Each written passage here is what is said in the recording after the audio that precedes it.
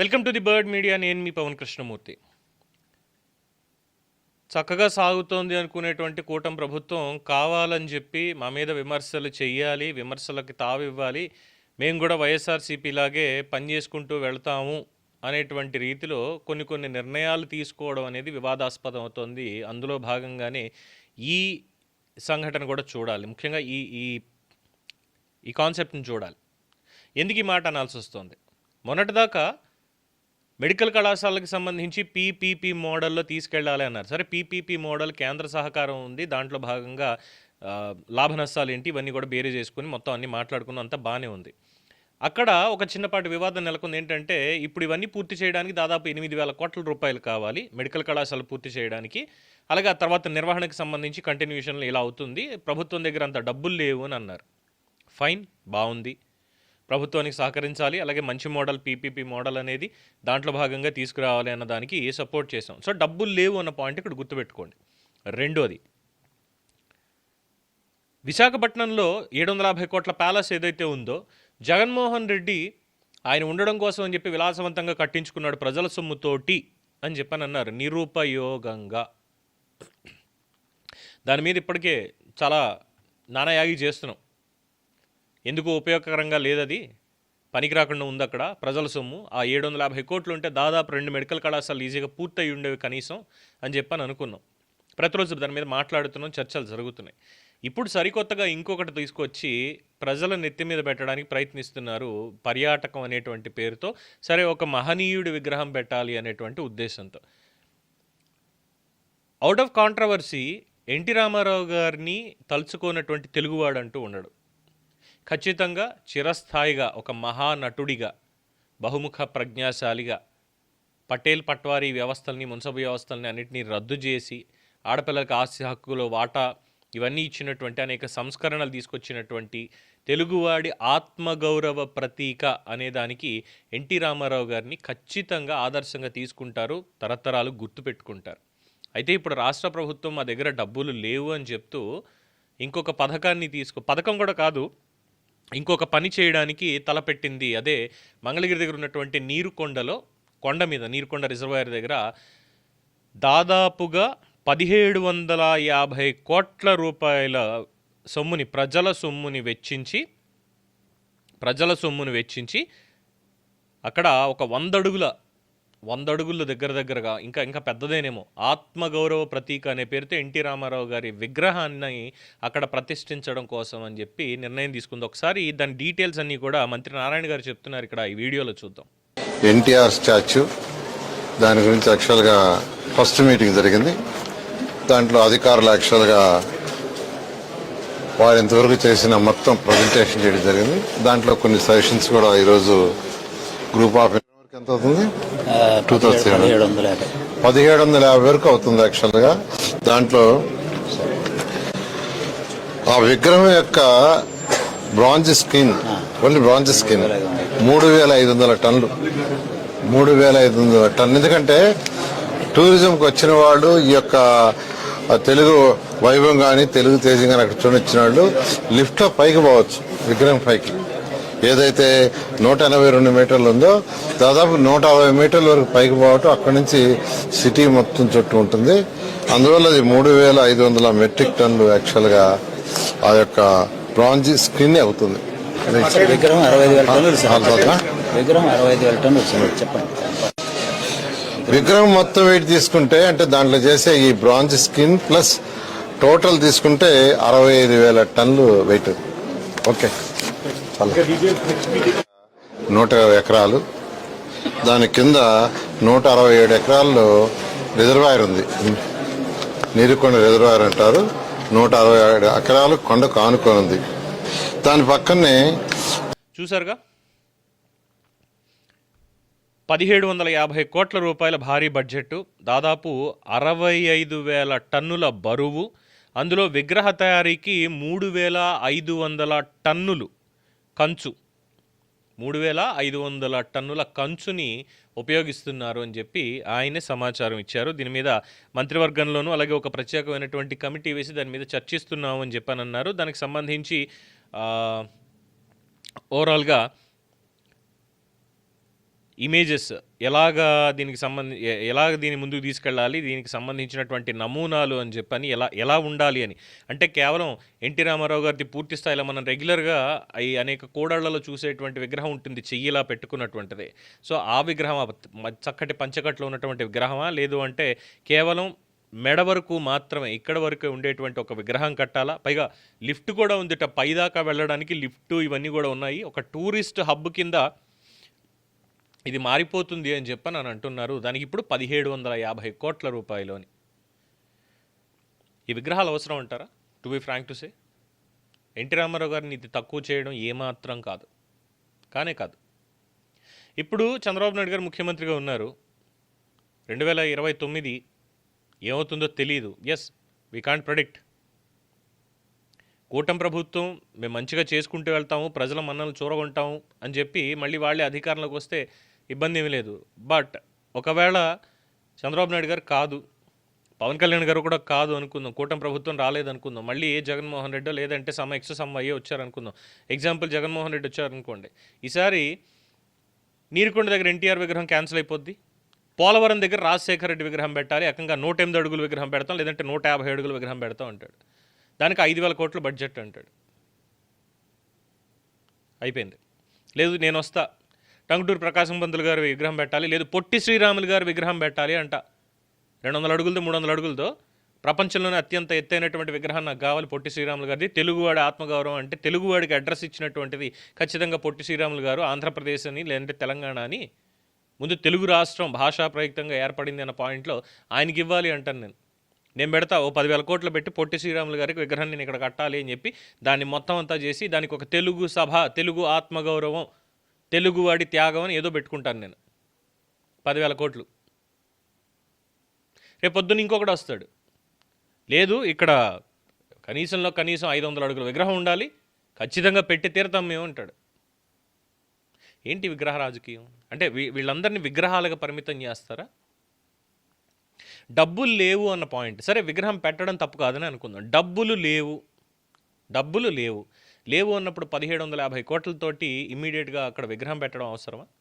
ఎన్ని ఊళ్ళకి రోడ్లు ఇంకా పూర్తిగా వేయాలి, ఎన్ని పథకాలు ఫుల్ఫిల్ చేయాలి, మెడికల్ కళాశాలల సంగతి ఏంటి, అమరావతి సంగతి ఏంటి, ఇవన్నీ కూడా ఉండాలిగా. అలాగే ఇంకా సీడ్ యాక్సెస్ రోడ్లు ఇలాంటివి చాలా ఉన్నాయి. ముందు వీటిని కదా ముందు ఫుల్ఫిల్ చేయాల్సింది. తెలుగుదేశం ప్రభుత్వానికి అంటే తెలుగుదేశం పార్టీ వాళ్ళకి చెప్పొచ్చేది ఏంటంటే ఒక చిన్నపాటి సూచన, ఫస్ట్ అమరావతి పూర్తి చేయండి. అమరావతి పూర్తి చేసిన తర్వాత అప్పుడు ఎన్టీ రామారావు గారి విగ్రహాన్ని తీసుకెళ్ళి అక్కడ పెట్టుకోవచ్చు. ఇంకా ఇది వైఎస్ఆర్సీపీ వాళ్ళకి ఎలా అయిపోయిందంటే 5 కోట్ల మంది ప్రజల్ని అడిగే పెడుతున్నారా విగ్రహం అని అంటున్నారు. ఎంతమంది దీనికి మద్దతు ఇస్తున్నారు, ఎంతమంది సమ్మతితోటి విగ్రహం పెడుతున్నారు అంటున్నారు. మంత్రివర్గంలో మీరు డిసైడ్ అయిపోయి ఇప్పుడేమో మీరు వస్తే ఎన్టీఆర్, ఆయన వస్తే వైఎస్ఆర్, ఇంకొక ఆయన వస్తే ఇంకొక ఆయన, బీజేపీ వాళ్ళు వస్తే వాజ్పేయి గారిదో ఇంకొకళ్ళదో ఇలా పెట్టుకుంటూ వెళ్ళిపోతారు. రేపు పొద్దున్న నరేంద్ర మోడీ విగ్రహం కూడా ఉండాలని చెప్పి అమరావతిలో నిలువెత్తు విగ్రహం పెట్టిస్తారు. ఎవరి డబ్బులతో పెట్టిస్తున్నారు విగ్రహాలను అడుగుతారు. ఎందుకంటే గుజరాత్లో స్టాట్యూ ఆఫ్ యూనిటీ అనేది పెట్టారు. కోర్స్ దానికి సంబంధించినటువంటి అప్డేట్స్ మనకి పూర్తిగా ఎలాగో రావనుకోండి. ఎందుకంటే పర్యాటకంగా ఎంతమంది సందర్శిస్తున్నారు, దానికి ఆదాయం ఎంత చేకూరుతుంది, అక్కడికి దాని మెయింటెనెన్స్కి ఎంత అవుతుంది, ఈ లెక్కలన్నీ ఎలాగో చెప్పరు వాళ్ళు. ఆర్టీఐలో అడిగినా కూడా మనకి రాదు. రైట్. ఇప్పటికే విజయవాడ నడిబొడ్డున అంబేద్కర్ గారి విగ్రహం పెట్టారు. తెలంగాణ నడిబొడ్డున సచివాలయం పక్కనే అంబేద్కర్ 100 అడుగుల విగ్రహం ఏకంగా 100 ఎంతో మొత్తానికి భారీ విగ్రహాలేగా. ఇలా ఎక్కడికక్కడ ఉన్న స్థలాల్ని భారీ విగ్రహాలతో నింపేసుకుంటూ వెళ్ళిపోతే ఎక్కడికక్కడ విగ్రహాలే. భారతదేశంలో ఉన్నది ఏంటంటే విగ్రహాలే. ఇదే ఉంది. ప్రతి రోడ్డు మీద విగ్రహాలు కనిపిస్తున్నాయి, ప్రతి రోడ్డు మీద కూడా. మళ్ళీ ఈ విగ్రహాలతో రాజకీయాలు ఏమనాలి? ఇక్కడ బోడ రామచంద్ర యాదవ్ లాంటి వాళ్ళు అనేది ఏంటంటే, అయ్యా తెలుగుదేశం పార్టీ వారు కావాలనుకుంటే ఎన్టీ రామారావు గారి విగ్రహాన్ని తెలుగుదేశం పార్టీ వారి సొమ్ముతోటి పెట్టుకోండి, ప్రజల సొమ్ముతో కాదు అని అంటున్నారు. ప్రజల సొమ్ముతో పెట్టాలి అంటే మొత్తం 5 కోట్ల ఆంధ్రప్రదేశ్ ప్రజల యొక్క అంగీకారం కావాలి, అన్లెస్ మీరు పెట్టడానికి వీలు లేదు అని చెప్పి రామచంద్ర యాదవ్ అంటున్నారు. అంటే ఇది సాఫీగా వెళ్ళిపోతున్నటువంటి ఒక పాయింట్లో కావాలని చెప్పి మళ్ళీ వివాదం తీసుకొచ్చేటువంటి విధంగా అంటే అనొచ్చు, ఇగో వాళ్ళు ఖచ్చితంగా వివాదాలే తీసుకొస్తారు దీంట్లో చూడండి కావాలంటే అని చెప్పని అంటారు. ఇందులో వాళ్ళు తీసుకొచ్చేదో ఇంకొకళ్ళు పెట్టేదో ఏది ఉండదు ఇక్కడ.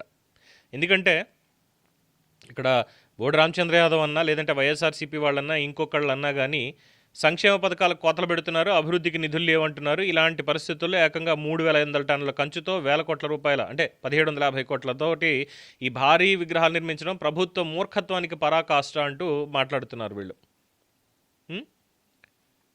తెలుగుదేశం పార్టీకి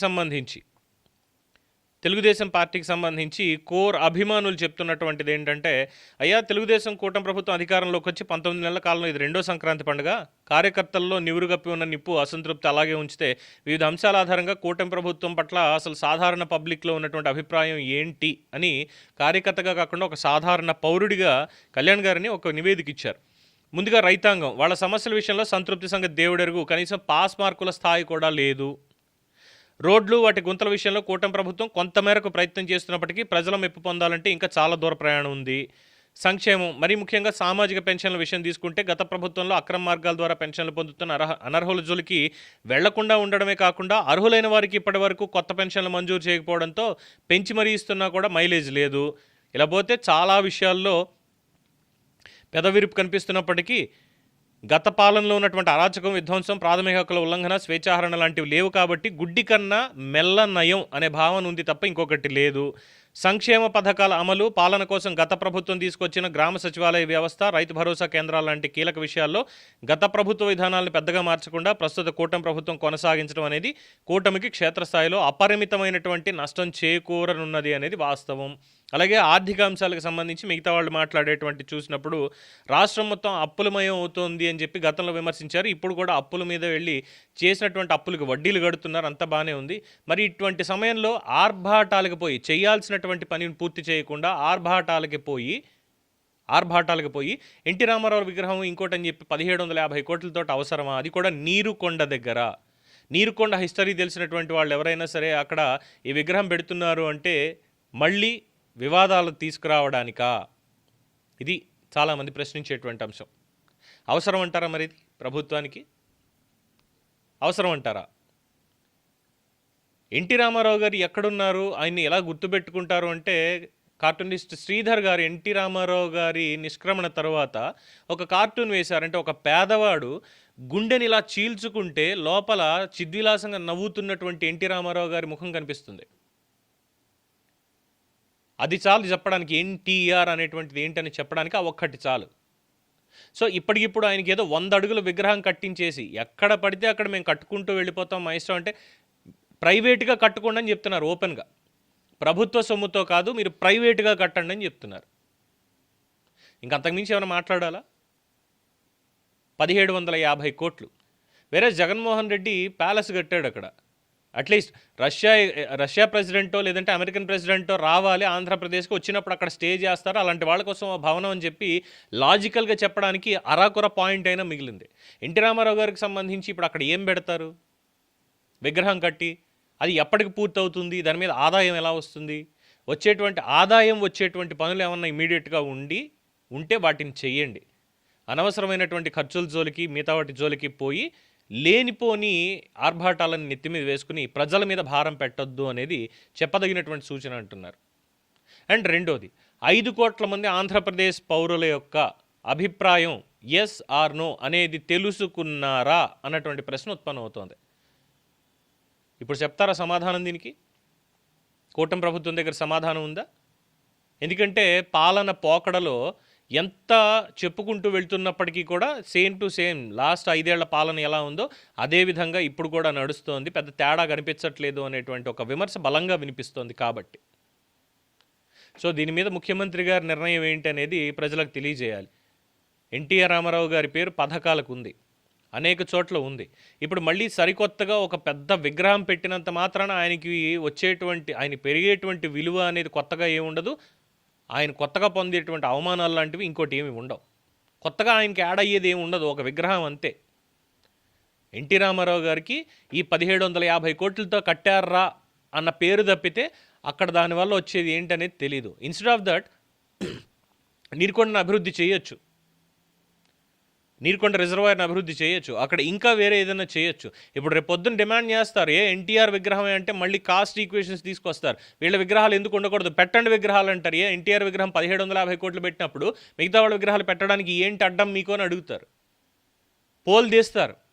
ఎన్టీ రామారావు సమకాలీకులు, ఆయనలాగా పనిచేసినటువంటి వాళ్ళు, రాష్ట్రానికి ఉపయోగపడినటువంటి వాళ్ళు అని చెప్పి ప్రతి ఒక్కళ్ళు వస్తారు, ఎందుకు పెట్టకూడదు అని చెప్పి. ప్రభుత్వం పెట్టుకుంటూ వెళ్తుందా ఆలోచించాలి. ఇలాంటి నిర్ణయాలు తీసుకునేటప్పుడు లేదు బయటికి మాట్లాడేటప్పుడు కాస్త జాగ్రత్తగా మాట్లాడాలి కూడా. దీని మీద మీ అభిప్రాయాన్ని కామెంట్స్ రూపంలో తెలియచేయండి. తర్వాత మళ్ళీ మాట్లాడుకుందాం ఇదే అంశం మీద. చూస్తూనే ఉండండి ది బర్డ్ మీడియా.